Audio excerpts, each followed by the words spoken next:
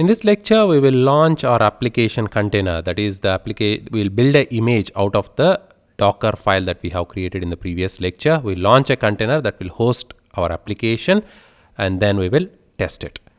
To do that, the commands that you need are in this docker.txt file, which you would have downloaded earlier.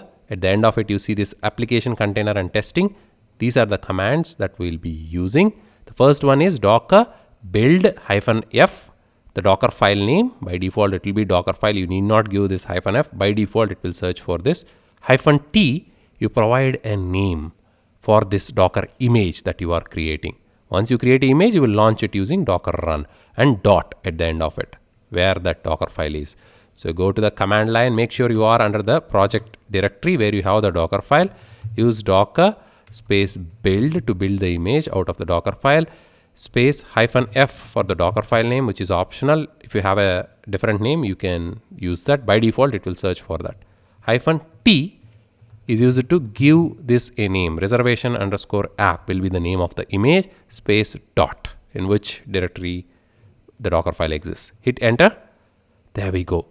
So it's sending the build context. It's bringing in everything that it needs from the Docker repository. As you can see, these here are exactly the steps which we have defined in the Docker file. From Java 8, then volume, then exposing the port, then adding the target/jar to the Docker container, then the entry point is also defined right there. So now we have an image. So if you say Docker images, at this point, you will see the reservation app.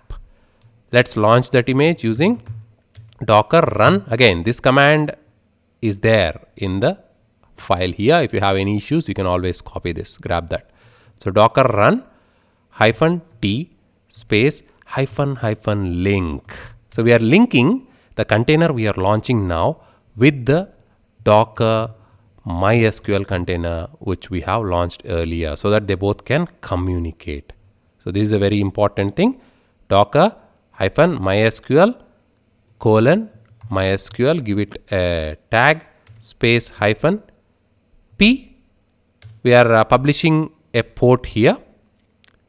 So inside the Docker container, we are saying that we want to communicate with MySQL. That is exactly what we are doing there. And in here, I want to publish a port 10555, again a fancy number, :8080. So 8080 is the default port number for Tomcat on which our application will be run. Once the container is run, the Spring Boot application will run. For the outside world, I am exposing out 10555. This is the port number on my local machine through which we can access it, because I don't want to use 8080 because I might have Tomcat running on my local machine. 8080 space the reservation app, the image name, reservation app. So let's make sure we got everything right here. So docker run -t -link. So -t stands for terminal, and to open up a terminal. Then -link, as I said, will link the current container that we are launching with the Docker MySQL, and we are telling that we want to communicate with MySQL inside that container. -p for publishing the 8080 port as 10555 on our local machine. And then at the end of it, the image from which we want to launch this container. Hit enter, and we should have there we go. So it is launching a container. The last step of the container is to run our Spring Boot application. You remember the command. If you go to the Docker file, right now it's executing this guy right here, Java -jar, the flight service. It's up and running, no issues. You see it running on port 8080. But for the outside world, we have exposed out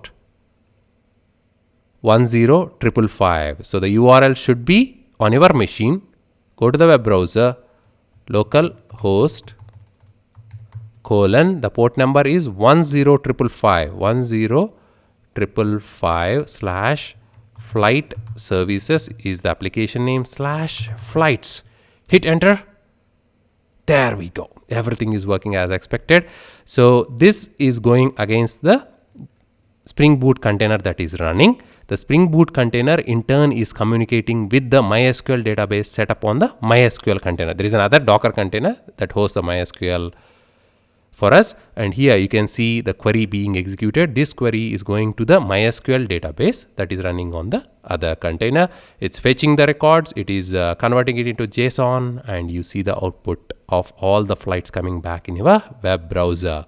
So I have successfully launched 2 Docker containers, one that hosts the MySQL server database and all that. You have imported the database into that, and then the second one which will run your Spring Boot application. And this is the process which you have followed. You have launched the MySQL container directly by using an image. Then we have passed in the required variables to it, like the password, etc. We have used that password later on to log in, and also we have imported the required data. And then we have created a Docker file. We have Dockerized our Spring Boot application in simple steps.